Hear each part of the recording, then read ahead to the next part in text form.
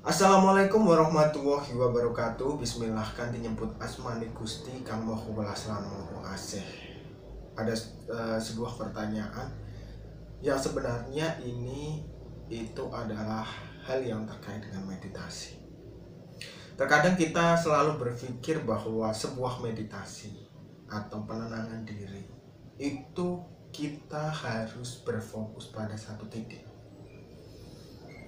Ini bukan suatu yang salah, teman-teman. Tapi ketika kita berfokus pada satu titik, biasanya itu bukan sifat dari meditatif itu sendiri, tapi sifat pada kita mempertahankan apa yang menjadi pikiran kita, apa yang menjadi angan-angan kita. Misalnya seperti ini, dalam suatu fase teman-teman bermeditasi menginginkan untuk mendapatkan seorang kekasih misalnya. Fokus teman-teman itu membayangkan seorang kekasih. Pertanyaannya, apakah teman-teman bisa membayangkan kekasih? Tentu tidak. Biasanya yang teman-teman bayangkan adalah gambaran dari kriteria-kriteria yang teman-teman miliki. Misalnya, teman-teman memiliki suatu keinginan terhadap cewek, misalnya Chinese. Maka fokus teman-teman adalah gambaran cewek Chinese tersebut. Atau misalnya itu adalah bule, maka teman-teman fokusnya adalah cewek bule. Ataupun dia adalah Arabic, maka teman-teman adalah fokusnya Arabic. Atau mungkin teman-teman sudah memiliki pandangan atau orang yang teman-teman incar dan itu menjadi bayangan teman-teman. Apakah di sini salah? Bukan. Tapi itu masuk dalam meditatif kalau teman-teman sudah mahir atau sudah bisa. Itu nanti ada tujuan-tujuan tertentu yang teman-teman bisa dapatkan ketika melakukan meditasi jenis itu. Tapi di tahap awal, di tahap pemula, yang teman-teman perlu lakukan bahwa meditasi itu bukan fokus. Meditasi adalah mengheningkan pikiran teman-teman. Dalam artian mengheningkan itu seperti apa? Teman-teman itu duduk diam, cari posisi yang paling rileks, jangan melawan dalam perjalanan meditasi itu. Karena di dalam diri manusia yang fisik ini kan membutuhkan gerak. Dalam artian apa? Diri fisik yang gerak ini dia tidak akan mau untuk dikekang, untuk duduk diam itu dia tidak akan mau. Pasti dia nanti akan kesemutan. Pasti dia nanti akan gatal. Pasti dia nanti akan berbagai macam perasaan yang lain lah yang nanti akan teman-teman rasakan sendiri, karena masing-masing orang akan merasakan hal-hal yang berbeda antara satu dengan yang lainnya. Itu dari sisi yang fisik. Belum dari sisi batin. Batin ini akan ngomong bla bla bla bla bla, terus nanti ada seolah-olah yang nyaut bla bla bla bla. Misalnya, kamu itu begini begini begini begini begini. Terus bukan seperti ini seperti ini seperti ini. Itu adalah suatu percakapan di dalam batin. Karena apa? Ya kembali lagi ke tadi bahwa hakikatnya semesta ini tidak bisa diam. Makanya nanti batin itu bergejolak bicara A, B, C seperti itu. Terus itu dari batin, dari pikiran. Pikiran itu akan memikirkan suatu pengalaman masa lalu, suatu keinginan yang diharapkan itu akan tercapai. Terus nanti suatu problematika yang sedang dihadapi itu akan sering bermunculan. Lalu tindakan apa yang perlu kita lakukan ketika menghadapi hal seperti ini? Intinya satu, teman-teman, jangan melawan. Biarkan mereka keluar dengan masing-masing diri mereka sendiri. Pikiran itu keluar. Biarkan. kalau dia memberikan gambaran-gambaran yang tidak teman-teman inginkan, biarkan, jangan dilawan. Semakin teman-teman melawan, maka itu akan semakin mengendap di dalam pikiran teman-teman. Misalnya teman-teman memiliki problematika di masa lalu terkait dengan situasi, misalnya hal yang buruk, terus itu muncul, biarkan dia muncul. Dan di situ yang perlu teman-teman lakukan adalah apa? Lihat, tunggu dan lihat. Lihat terus, ikuti saja, jangan melawan. Nanti ini yang hakikatnya disebut dengan ikhlas. Ikhlas itu bukan tentang gimana kita berbicara saya ikhlas, saya menerima, bukan.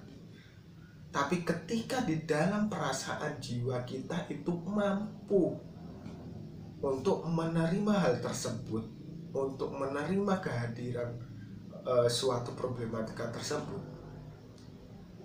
kita perlu menyesali atas suatu kejadian, tapi jangan berlarut-larut. Yang sudah kejadian kan sudah kejadian, memori itu tidak akan bisa kita hapuskan. Yang kita bisa lakukan adalah memperbaiki dari suatu perjalanan hidup yang kita lakukan untuk menjadi lebih baik, kan seperti itu. Ketika itu perjalanan itu muncul, terima, biarkan dia lewat, nanti akan hilang dengan sendirinya. Tapi ketika teman-teman menolaknya, saya bukan seperti itu, saya orang yang lebih baik dari itu, itu adalah masa lalu saya, masa depan saya tidak boleh seperti itu, seolah-olah benar kita menolaknya karena kita ingin berubah menjadi baik. Tapi itu justru adalah hal yang salah dilakukan ketika kita melakukan sisi dari segi meditatif tersebut. Itu dari segi gelombang pikiran kan teman-teman, dari segi kecamuk pikiran yang muncul di dalam meditasi kita. Itu belum yang lain, belum nanti kita mendengar ini nafas kita. Kalau kita perhatikan itu nanti akan semakin ada suara, semakin ada suara. Kita mulai bisa mendengarkan detak jantung kita, tek tek tek tek, kita mendengarkan ritme tersebut. Ikuti saja, nikmati. Terus di samping itu tubuh juga kan tidak bisa kita biarkan untuk dia diam. Biasanya nanti kaki itu akan seperti ada ulat, atau mungkin kesemutan, atau mungkin tidak bisa digerakkan. Biarkan saja, terima itu. Kalau teman-teman berposisi dalam duduk bersila itu yang sesuai dan tidak bertentangan dengan hakikatnya suatu persendian, suatu peredaran darah, maka dia akan mengalir biasa. Walaupun nanti ada hal-hal seperti kesemutan dan lain-lain, itu hal biasa lah. Biasanya memang orang-orang yang meditasi di awal-awal itu pasti merasakan itu, dan itu tidak bisa dipungkiri dan tidak bisa dihindarkan, pasti merasakan hal seperti itu. Terus nanti tangan seolah-olah ada ulat berjalan, atau ada nyamuk yang nempel. Terus nanti di kepala seolah-olah di sini ada kayak dirambati cacing atau apa. Biarkan saja, karena sejatinya diri manusia itu kan terbentuk dari sel-sel yang bergerak, dibentuk dari mikroba yang sebenarnya menempel dalam tubuh kita. Sebersih-bersihnya diri kita, mandi 100 kali sehari pun tetap diri kita itu dinaungi berbagai mikroba, berbagai makhluk lain yang dia bernaung dalam tubuh kita, yang kita sebenarnya tidak bisa melihat mereka. Itu ketika hal itu kita rasakan, biarkan, kita berusaha untuk menerima, tidak menolak.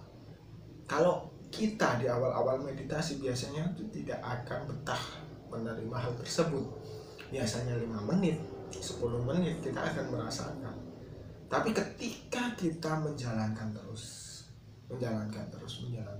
kita akan mendapatkan suatu hal yang biasa terkait hal tersebut. Jadi kembali lagi ke meditasi yang di sini itu, apakah boleh kita meditasi fokus pada sesuatu? Boleh. Tapi ini nanti ada tingkatan tersendiri. Kalau teman-teman meditasi di awal, teman-teman duduk sila, diam, biarkan diri teman-teman aja melakukan sesuai apa yang teman-teman lihat. Misalnya di dalam pikiran, di dalam mindset teman-teman itu muncul suatu hal, biarkan dan ikuti. Teman-teman bertindak seperti ketika sedang nonton bola. Teman-teman hanya menonton, teman-teman hanya melihat. Teman-teman tidak usah protes, teman-teman tidak usah berbicara apapun, cukup lihat, amati. Dan itu suatu saat ketika meditasi teman-teman berhasil, itu akan menjadi suatu insting atau suatu perkiraan bahwa begini toh, begini toh, seperti itu. Dalam artian begini gimana, kalau teman-teman memiliki suatu problematika kehidupan, nanti itu akan menjadi jawaban yang tiba-tiba teman-teman temukan ketika di alam sadar teman-teman itu tidak menemukan hal tersebut. Itu. Terus apakah kita harus duduk diam terus mengucap mantra atau berzikir atau berdoa? Kalau di tahap awal seperti ini tidak perlu. Kenapa tidak perlu? Nanti di sesi-sesi berikutnya akan jelaskan kenapa kita tidak perlu untuk berbicara tentang hal-hal tersebut, mengucapkan doa, mengucapkan mantra atau melakukan wirid dan zikir itu tidak perlu. Yang perlu teman-teman lakukan adalah wait and see saja. Nikmati perjalanan meditasi teman-teman dan rasakan apa yang terjadi. Biasanya nanti meditasi itu tidak harus 1 hari 2 hari, teman-teman.